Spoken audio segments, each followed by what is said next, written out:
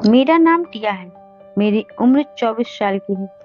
मेरी माँ की मेरे घर में बिल्कुल नहीं चलती, क्योंकि मेरे घर में औरतों को बोलने की इजाजत नहीं है। मेरे घर के और मेरी जिंदगी के सभी फैसले मेरे पिता ही लेते हैं। मेरे पिता मुझसे बहुत प्यार करते हैं, लेकिन वो बहुत ही सख्त हैं और इसी व्यवहार के चलते मेरे पिता ने मेरे साथ जो किया वो कोई सोच भी नहीं सकता।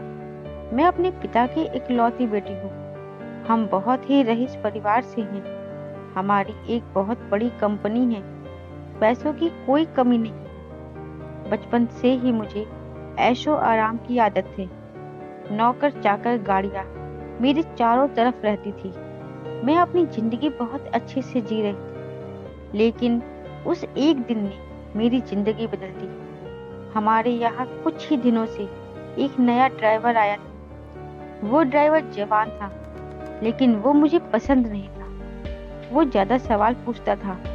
कहाँ जा रही है? क्यों जाना है? इतना तो मेरे पापा मुझसे नहीं पूछते थे। एक दिन जब उस ड्राइवर ने हद कर दी, तो मैंने उसे एक तमाचा मार दिया और उसे नौकरी से निकाल दिया।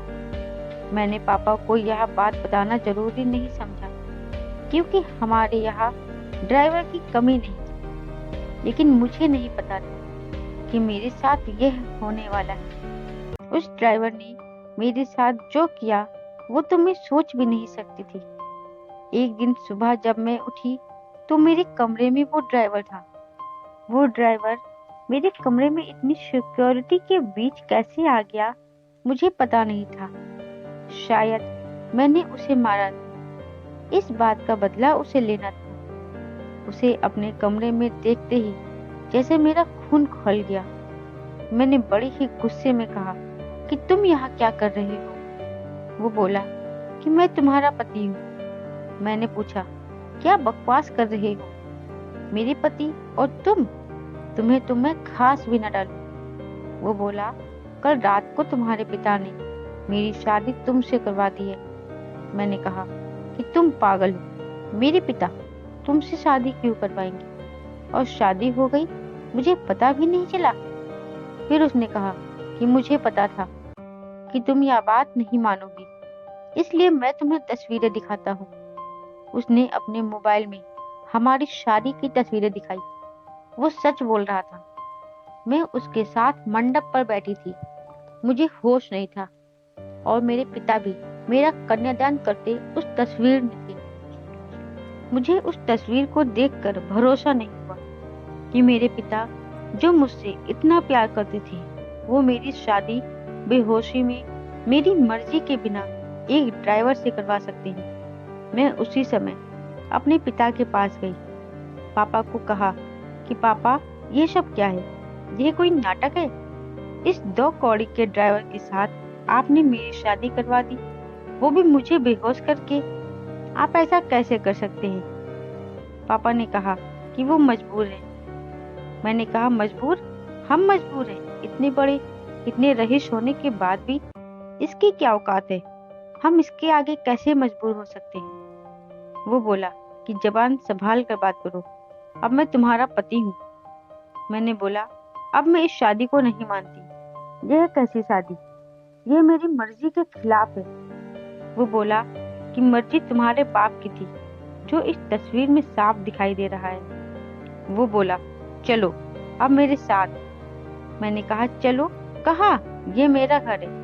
वो बोला, नहीं, तुम मेरी पत्नी हो और ये घर अब तुम्हारा मायका है। शादी के बाद एक लड़की का घर उसका ससुराल होता है, और इसलिए अब तुम मेरे साथ रहोगी। अगर नहीं मानी तो यह तस्वीर मीडिया में जाएगी। मेरे पिता चुपचाप खड़े होकर यह तमाशा देख रहे थे। उसने मेरा हाथ जोर से पकड़ा और खींच कर ले जाने लगा। इतनी सारी सिक्योरिटी, लेकिन कोई उसे रोक नहीं रहा था। मेरे पिता भी जैसे भूत बन गए थे। पर क्यों, मुझे ये समझ नहीं आ रहा था। मैं रो रही थी। वो मेरा हाथ खींचकर मुझे ले जाता रहा। मुझे नहीं पता था कि उनकी क्या मजबूरी थी, पर इन सब के बीच मेरी जिंदगी के साथ बहुत बड़ा मजाक हो रहा था। वो मुझे अपने घर में ले गया। घर नहीं, पिंजरा था, एक छोटा सा कमरा। बाथरूम के लिए भी कमरे के बाहर जाना पड़ता था। उसने मुझे कहा, यही अब मेरा घर है, यहीं पर रहना है और खाना है। पास में भी बहुत सारे कमरे थे, उनमें भी लोग रहते थे। मैं ऐसी जगह आ जाऊंगी मुझे पता नहीं था। उसने कमरे में खाने का सामान रखा और कहा कि भूख लगी है, खाना बनाओ। एक थप्पड़ का बदला वो इस तरह लेगा मुझे पता नहीं था। मैंने कहा, मुझे खाना बनाना नहीं आता। वो बोला, ठीक है, मैं कहीं भी खा लूंगा, तुम फिर भूखी रहो। इतना कहकर वो वहां से चला गया। मैंने सोचा था कि मैं भाग जाऊं, लेकिन फिर सोचा, कहाँ जाऊंगी, अपने घर में जा नहीं सकती। मैं वही रोती रही, भूखी प्यासी। शाम हो गई थी, मुझे भूख लग रही थी।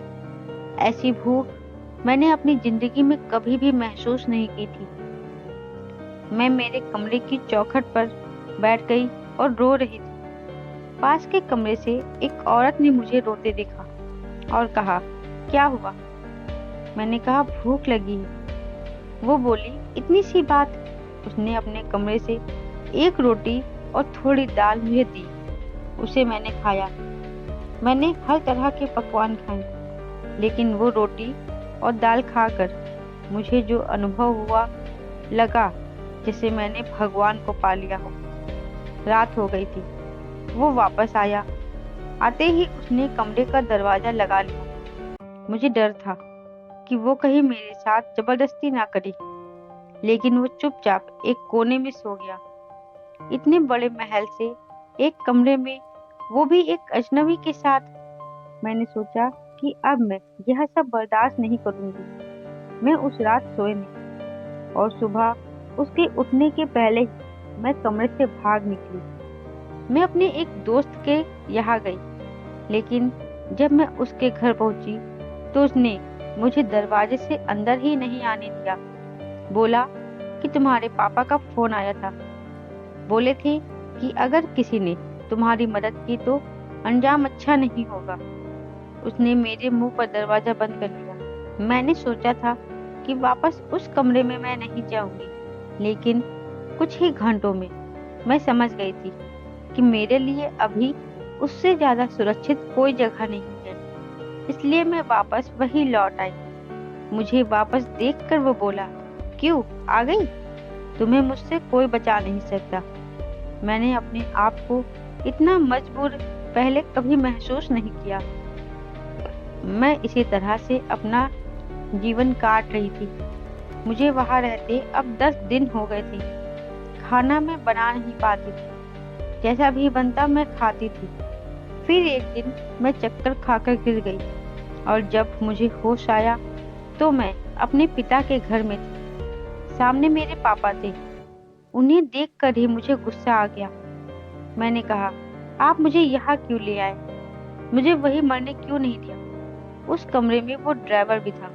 पापा बोले, बेटा, मैंने तुझे कितना समझाया, लेकिन तू नहीं मानी, तो आखिरकार मुझे यह तरीका अपनाना ही पड़ा।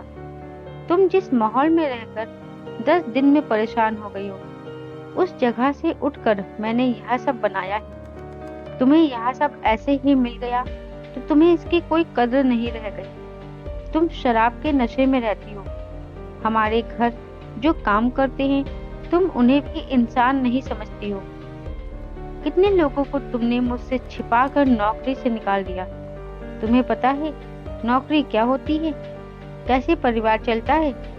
शायद तुम इन 10 दिनों में कुछ सीख पाई होगी। यह ड्राइवर नहीं है, समीर है, मेरे दोस्त और बिजनेसमैन हरी का लड़का। यह तुमसे शादी करना चाहता था। मैंने ही इसे कहा था कि तुम पहले उसे जान लो। तुम्हें उसने फॉलो किया तो वो समझ गया कि तुम गलत रास्ते पर हो। इसलिए हम दोनों ने मिलकर यह नाटक किया ताकि तुम्हारी आंखें खुल सके। जिस रात तुम्हारी शादी हुई, उस रात भी तुम नशे में घर आई थी। पैसे और जिंदगी की कदर करो, सबके नसीब में यह नहीं होता है। मैं पापा को गले लगाकर रो पड़ी। मेरे पापा, जो ऊपर से इतने सख्त थे, वो सब कुछ मेरे लिए ही कर रहे थे। ये सब मेरे लिए था, मुझे सिखाने के लिए।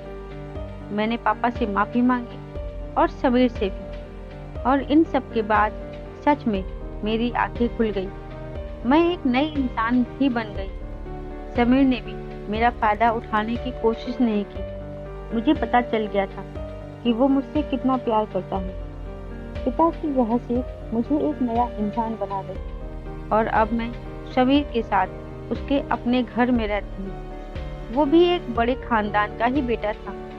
खैर, अब मुझे इससे फर्क नहीं पड़ता कि कौन अमीर है कौन गरीब। अब समीर और मैं बहुत खुश हैं साथ में, और मेरे माँ पापा मुझे इस तरह बदला हुआ देखकर बहुत खुशी महसूस करते हैं। दोस्तों, आपको मेरी कहानी कैसी लगी मुझे कमेंट बॉक्स में ज़रूर बताइएगा, और आगे इसी तरह की कहानियाँ सुनने के लिए मेरे चैनल को सब्सक्राइब करना मत भूलिएगा। धन्यवाद।